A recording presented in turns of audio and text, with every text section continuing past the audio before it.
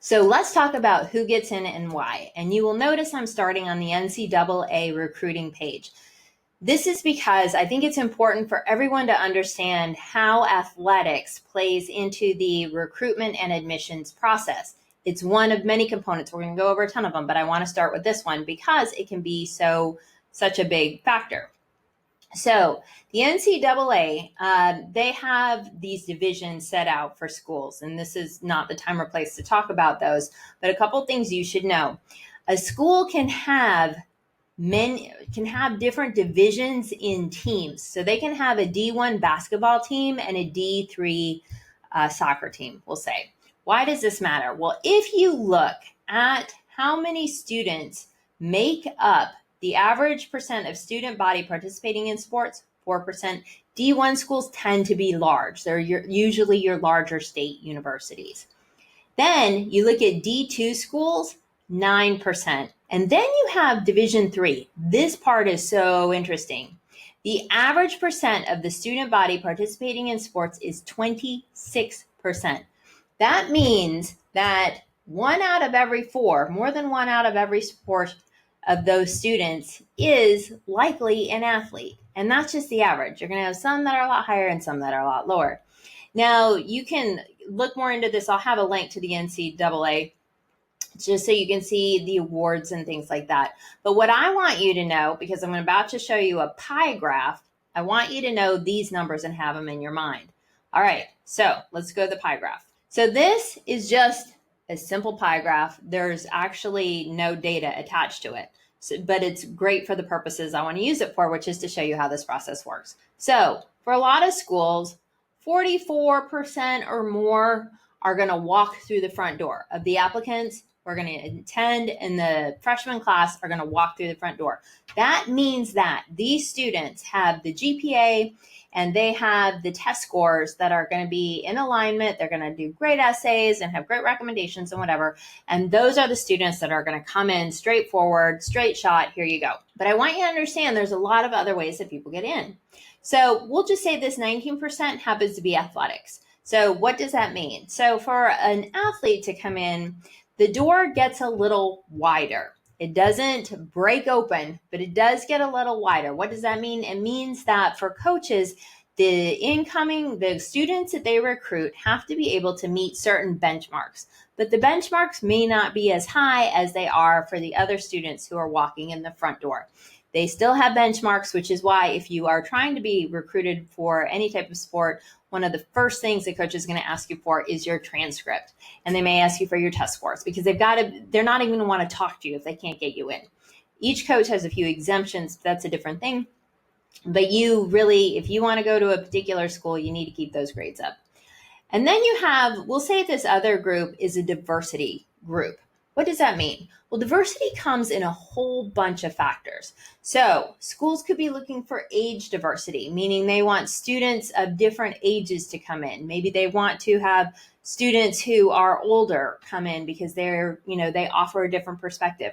It can be geographical diversity.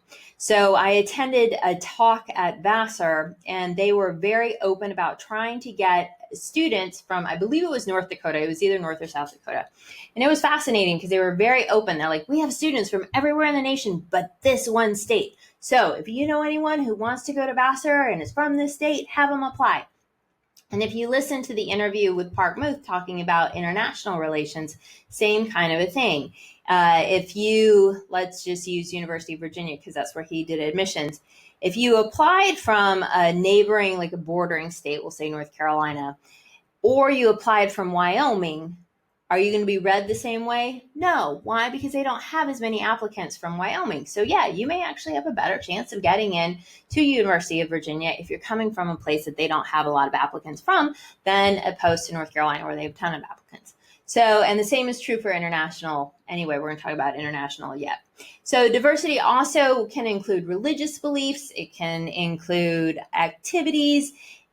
Majors can be part of your diversity thing in that if you have a student with a particular interest in a major, that can matter. So if it's a major, like I had a recruiter from Johns Hopkins come and talk, and when we were talking, Johns Hopkins, just so you know, it's really known for having a phenomenal pre-medical program. Like their pre-med is primo. It's fantastic.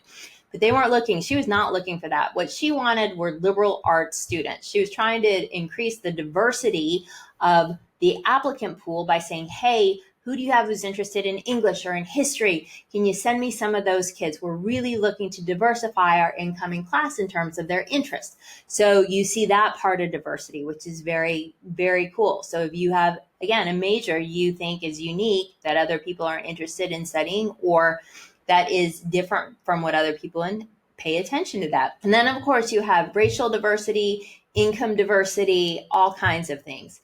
So if you know yourself, if you go through this process, you're going to know, where you may fit into the diversity pool. And if you're interested in the majors, you can look on the common data set. It has a breakdown of the different majors. So there you can find that.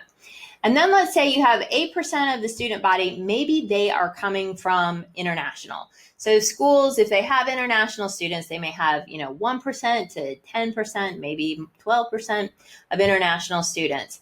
And even within those international students, you're also going to have a diversity thing going on, whereas you don't want all your students coming from one part of the world. You want them coming from everywhere because everybody has a different experience and perspective, and that is enriching. That's part of the educational experience, is being able to talk to somebody who has a totally different view than you do, or worldview, whatnot. So this may be your international group. Then you may have, we'll say 4% that are coming in for other needs. For instance, I had a recruiter coming from, it was either Middlebury or Swarthmore, I can't remember. It was one of the Northeastern schools, and he was in desperate need of an oboe player. And he just laid that out to everybody attending the group. He's like, who here plays oboe? Because his school had a symphony, and symphony needed an oboe player. And he knew that was going to be, that was like what he was out recruiting for, because that's what he needed in his class. And there are other things that can fall into this piece of pie. You also could fill in for this. Maybe that's where your ROTC program happens to be. So if you are attending a school that has an ROTC program, there's a certain amount of slots that are going to be allotted for those students coming through, because that program has to be full. It's a great program.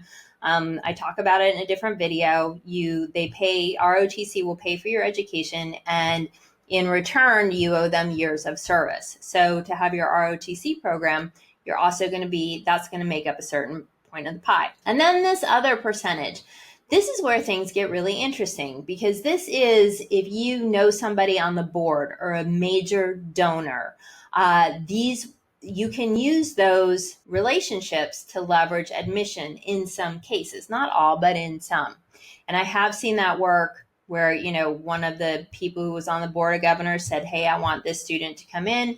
And they talked to the director of admissions, and those gates were a little bit more open for those particular students. I had a client that got a phone call from somebody who was very prominent in one of the scholarship realms, and that helped her to get off the wait list and into the institution.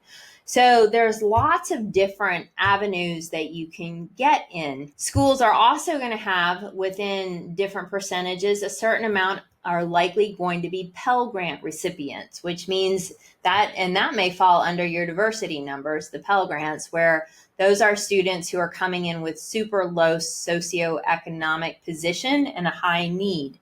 And those, you can see those numbers on their common data set. They'll say how many are Pell Grant recipients. And then some schools are they're trying to get 1% of the national merits.